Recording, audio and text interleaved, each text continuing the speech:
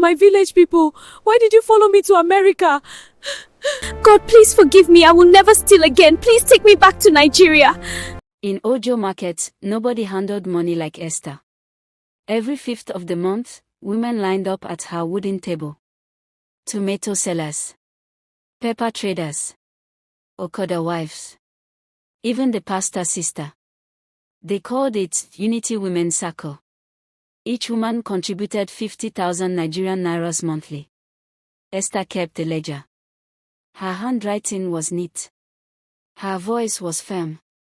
Her gele always tied perfectly.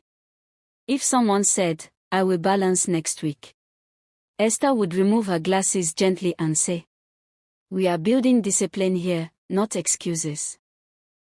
And just like that, the woman would borrow money from her neighbor and complete payments immediately. That was Esther. After market hours, Esther transformed. The confident SACCO leader became a quiet dreamer in a small, hot one-room apartment. She would bathe, tie her hair in a loose scarf, switch off the main light, turn on her small rechargeable lamp. Then she would lie on her bed, phone above her face, scrolling. Instagram first, then TikTok, then Facebook. Her algorithm knew her weakness. Snow videos. POV, you moved to America at 25. My first $3,000 paycheck as a nurse in Texas. Walmart shopping hauls. Apartment tours in Atlanta. She would zoom in on everything. The fridge size. The kitchen island. The central heating. Sometimes she would pause a video and whisper, "See light." No generator noise. She hated generator noise. Her favorite content was relocation testimonies. Videos where someone would say, "I left Nigeria with only $200 in my pocket." And then boom, snow, car, Starbucks cup. She would check their old photos. Look at where they came from. Or, she used to sell wigs in Balogun. If she could make it, why not Esther? Esther began to talk to herself at night. You are smarter than half of these people. You speak good English. You handle millions already. The thoughts became louder each week. One particular night, around 12:47 a.m., she couldn't sleep. Heat. Mosquito. Generator humming outside. She opened Facebook. And there it was. Sponsored ad. American Green Card Lottery 2026, no interview stress. Limited slots. The profile picture. A man in a navy blue suit, standing in front of what looked like the Statue of Liberty.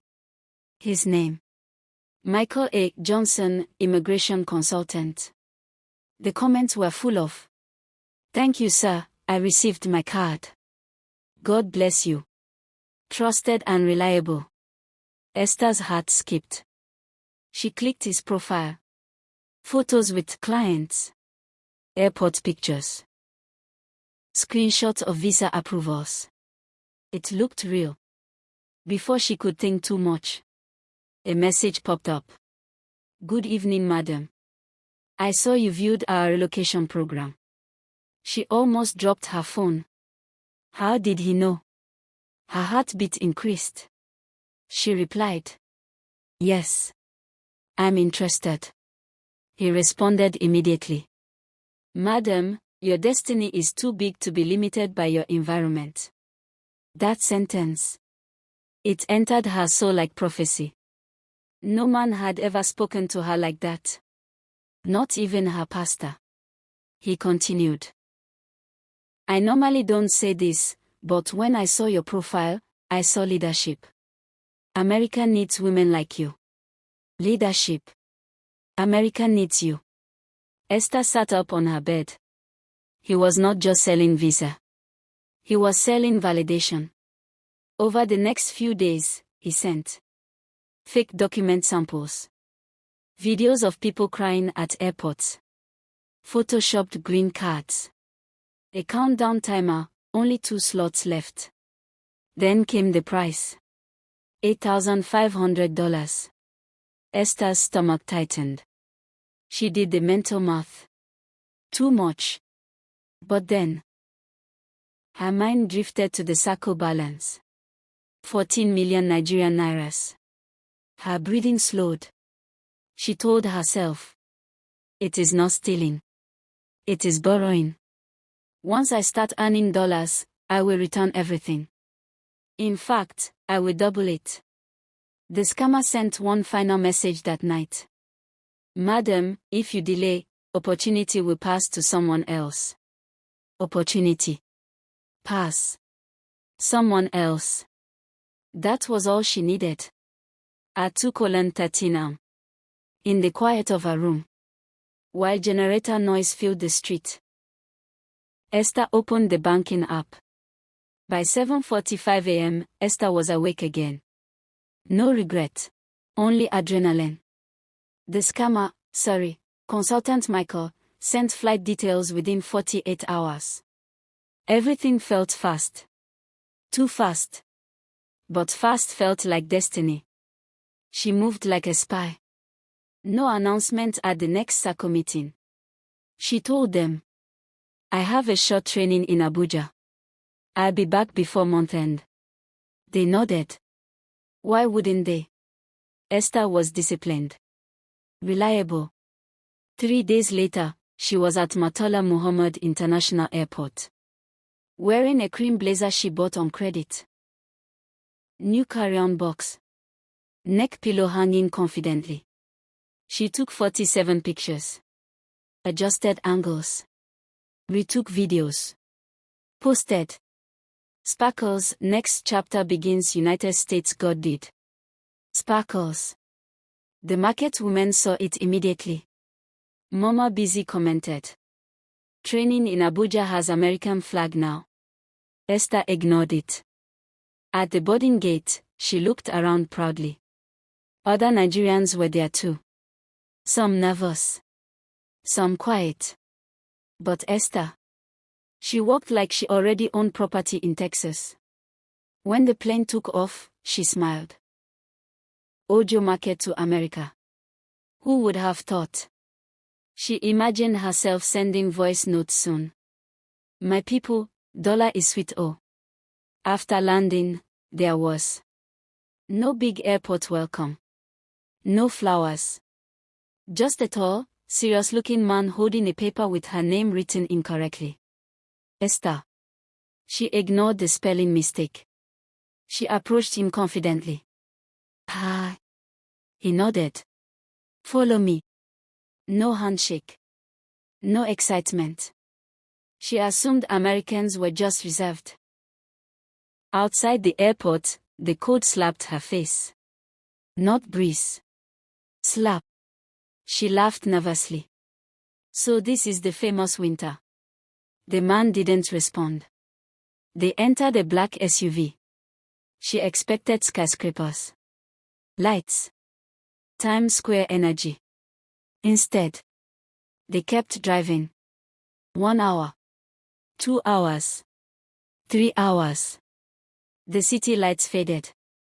Buildings disappeared. Roads became narrower.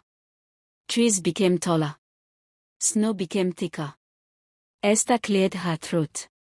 How far is the apartment? The man said. Almost there. By the 4th hour, there were no more houses. Just forest. White everywhere. Darkness swallowing the road. Her confidence began melting faster. When they finally stopped, she saw it. A small wooden cabin. In the middle of nowhere. No neighbors. No streetlights. No sound. Just trees. And silence that felt heavy. She forced a laugh. Is this like temporary housing? The man looked at her. Paused. Then said. Yes. Until documents are ready.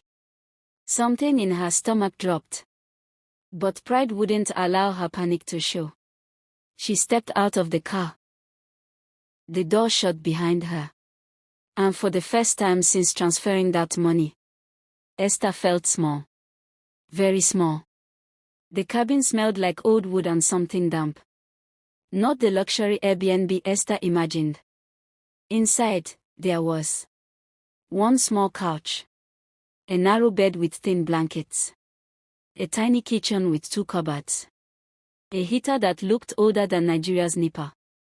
No TV. No Wi-Fi router. No neighbors. Just silence. The man dropped a small grocery bag on the counter. Bread.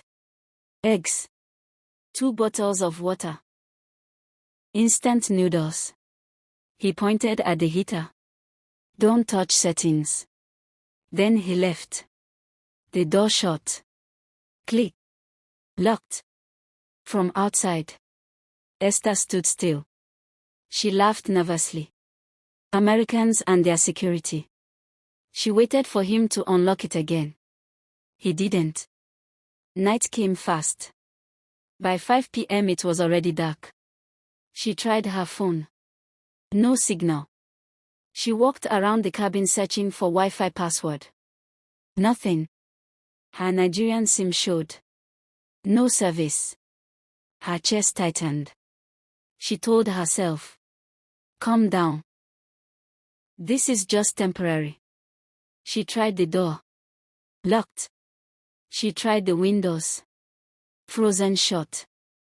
That was when the cold started entering her bones properly. The heater worked, but not well. It made a tired humming sound. Warm air came in weak waves. Esther wrapped herself in the thin blanket. She had never experienced cold like this. In Nigeria, cold means harmattan and one sweater. This was punishment. Her teeth began chattering. Her nose started running. She whispered, America, why are you angry? The next day, the man returned briefly.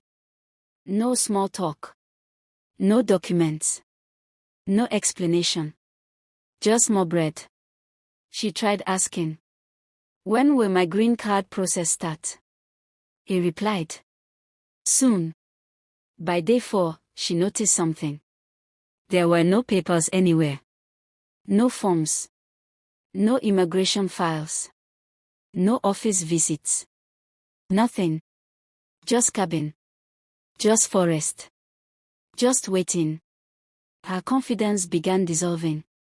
At night, the forest made sounds. Branches cracking. Wind hitting walls. Something scratching outside once. She sat upright in bed. Heart racing. The same Esther who used to shout at market women was now afraid of tree sounds. Day 6. The food reduced. No more eggs. Just bread and noodles. She started rationing slices. Half in the morning. Half at night. She melted snow in a pot when water ran low. Her fingers hurt from the cold tap. Her lips cracked. Her skin became dry and dull. She stopped checking her reflection. Day 8. Reality finally spoke clearly. There was no green card. There was no relocation process. She had paid to be isolated. Paid to be trapped. Paid to be foolish. She sat on the cabin floor one evening and laughed. Not normal laughter. The kind that comes when shame mixes with fear. Esther. SACCO leader, look at you. Meanwhile in Ojo Market, the women were asking questions. Why is Esther not picking calls? Where is the updated ledger? Mama Busy went to the bank. Balance, almost empty. That was when panic began. Back in the Esther. Day 10. The man started coming less frequently. Sometimes late at night. Sometimes not at all. He barely spoke. His silence was colder than the snow. Esther began planning in her head. Watching. Observing. Waiting. Because something inside her finally whispered. You didn't just steal money. You entered danger. By day 14, Esther stopped asking questions. She stopped pretending. She stopped believing soon. Her body had adjusted to cold, but her mind had not adjusted to fear. She began studying him. The man. What time he came. How he locked the door. She became quiet. Too quiet. The same woman that used to control meetings was now observing like a haunted animal. Day 18. He came late. Smelled of alcohol. His steps were heavier. He dropped food carelessly. Didn't even look at her. For the first time, he forgot to check the back door properly. He locked the front. But the back. He pulled it. Didn't double-check it. Esther noticed. Her heart started beating so loud she was scared he would hear it. She waited. 1 hour. 2 hours. Silence. The SUV engine finally started. Headlights disappeared through the trees. That silence again. She stood up slowly. Walked to the back door. Touched the handle. Locked. Her stomach dropped. Then she pushed harder. The latch shifted. Not fully locked. Just careless. Her breathing became shallow. If she stayed, she might never leave. If she ran, she might die in the snow. But something inside her screamed. Better to die running than freeze waiting. She grabbed the thin sweater. No proper jacket. No boots. Just desperation. And she stepped into the snow. The cold hit her like punishment. Sharp. Violent. Her slippers sank immediately. She almost fell. She didn't know direction. There was no road sign. Just trees. Darkness. White ground reflecting moonlight. She ran. Branches hit her face. Her lungs burned. Her fingers felt like glass. She could not feel her toes anymore. After 15 minutes, her body started begging to stop. After 30 minutes, she was crying while running. After 1 hour, she was no longer running confidently. She was stumbling. Muttering prayers. God, I will return the money. God, I will never insult anybody again.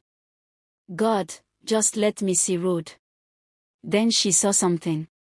Faint light in the distance. A narrow road cutting through trees. She forced her legs forward. Collapsed near the roadside. Her breath shallow. Her lips pale. Shivering violently. Minutes later, headlights approached. A truck slowed down. The driver stepped out. White man. Confused face. He saw a woman in thin clothes, shaking uncontrollably in the snow. He called emergency services immediately. Police came.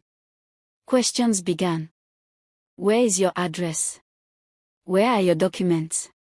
Who brought you here? Esther tried explaining. Green card process. Consultant. Temporary housing. The officers exchanged looks. They had heard this story before.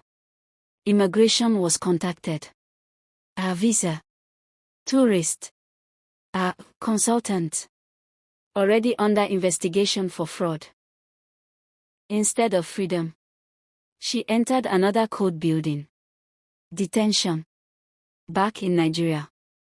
The SACCO women had gathered fully. Bank statements printed. 14 million Nigerian nairas missing.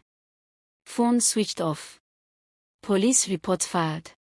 Mama Busy said. Even if she reaches heaven, we will drag her back.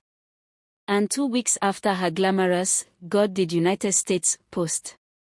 Esther was escorted onto another plane. This time no selfies. No captions. Just shame wrapped in airport blankets. As the plane took off back to Lagos. She finally understood something. America was not her punishment. Her own greed was. The Lagos heat hit her before the shame did. After weeks of freezing in snow, the humid air felt violent. Not refreshing. Violent. Her skin, once dry and cracked from cold, now felt sticky. She stepped out of the plane quietly. No makeup. No confidence. Just one small deportation envelope in her hand. At immigration, they asked routine questions. But she could feel the judgment in their eyes. Purpose of travel. Silence. She muttered. Visit. They stamped her passport. She walked out of the airport like someone avoiding cameras. But the real camera was waiting. Back in Ojo Market. Word had already spread. The SACCO women had met 3 times. They had printed bank statements. They had calculated the exact missing amount. 14 million Nigerian nairas. 14 million naira. Mama Busy had even rehearsed what she would say when Esther returned. When Esther entered the market the next afternoon, it was quiet. Not normal quiet. Danger quiet. Pepper sellers stopped shouting prices. Fish sellers paused mid-cut. Even the okada men looked up. She tried to walk confidently. But confidence doesn't survive public shame. Mama Busy stood up slowly. Clapped once. Not applause. Attention. Our American citizen has returned. Laughter erupted. Sharp laughter. Painful laughter. Another woman shouted. Hope snow did not freeze our money. Someone else added. Did the forest collect contribution too? Esther's throat tightened. She tried speaking. I was scammed. Before she could finish, one woman slammed printed bank statements on the table.